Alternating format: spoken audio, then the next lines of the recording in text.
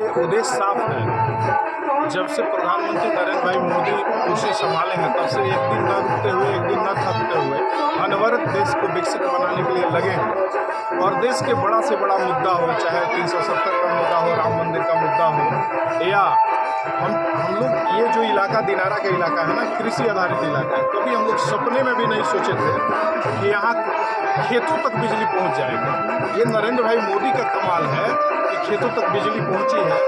तो निश्चित रूप से मैं तो उनको सैल्यूट करता हूँ यहाँ से। और 11 साल बेमिसाल सचमुच है। हम लोग पहले गांव में अपना जीवन यापन जब करते थे, रहते थे, तो गांव में गलियों में कीचड़ हुआ करता था। जब से 14 से सत्ता संभाले हैं, हमको नहीं लगता है कि किसी गली में अब कीचड़ बच गया है।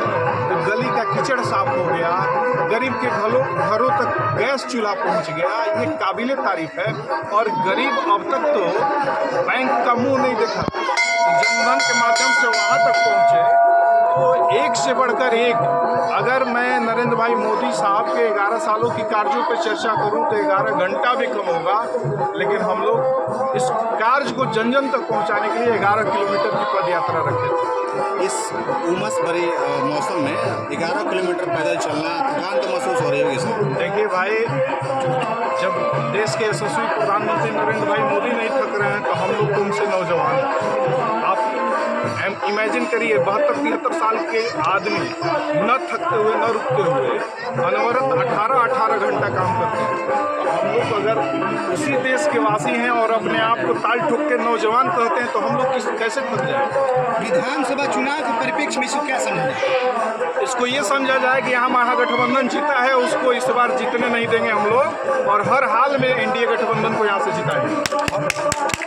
और तेजस्वी यादव लगातार ये आरोप लगा रहे हैं कि वोटर लिस्ट उनका नाम ही काट दिया गया है। उनको आरोप के सिवाय उनके पास तो कुछ है नहीं। और पहले सत्ता में आए थे तो चारा घोटाला का जवाब दें।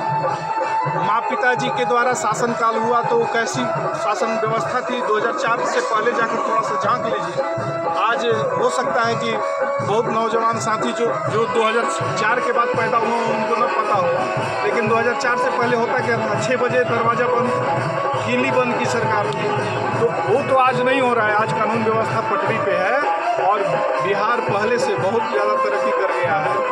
अभी भी जो ग्रोथ रेट है उस मामले में भी बाकी प्रदेशों को टक्कर देता है, इसलिए बिहार अपना काम अच्छा से करता है। अब रास्ते में आ रहे थे तो खनीता चौक के पास काफ़ी लोग आपका इंतजार कर रहे थे और दुकानदारों ने भी बताया कि यहाँ पर लोकल कैंडिडेट दिनारा विधानसभा से होना चाहिए और वो अखिलेश जी हैं। मतलब ये लोकल वाला मुहिम क्या आ गया है? ये देखिए, ये मुहिम निश्चित रूप से जायज़ है, लेकिन इसका कदापि मतलब नहीं है कि अखिलेश विधायक बनेगा। दिनारा से निकला हुआ अखिलेश, मिथिलेश, कमलेश, रितेश कोई भी बन जाए, लेकिन दिनारा के मिट्टी से निकला हुआ लाल तो बनना ही चाहिए। ये तो मैं भी समझता हूँ। यानी आप बाहरियों को सावधान करना चाहते हैं कि दिनारा में अब लोकल चलेगा? भाई, बाहरियों को क्या बात है? काराकाट में विधायक काराकाट का चाहिए, आप बताइए। नोखा में विधायक नोखा का चाहिए, सासाराम में सासाराम का चाहिए, तो दिनारा में दिनारा का क्यों नहीं चाहिए? मैं आपसे पूछना चाहता हूँ।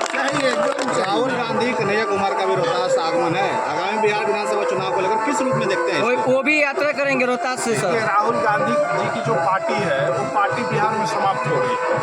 वो जो खुद बैसाखी पे है उसके बारे में हम लोग क्या बोल सकते हैं? एक सवाल सर यहाँ पर, अकेले भाजपा एक तरफ और कुल मिलाकर एनडीए, ये दोनों में क्या देखा जाए सर इस विधानसभा चुनाव में? क्या देखिए, भारतीय जनता पार्टी की वो संस्कृति और संस्कार रही है कि सबको लेके साथ चलती है। जब अकेले बहुमत आया था केंद्र में, तब पर भी नरेंद्र भाई मोदी ने सबको साथ लेकर, सबको मंत्रिमंडल में शामिल करके साथ चलने का प्रयास किया।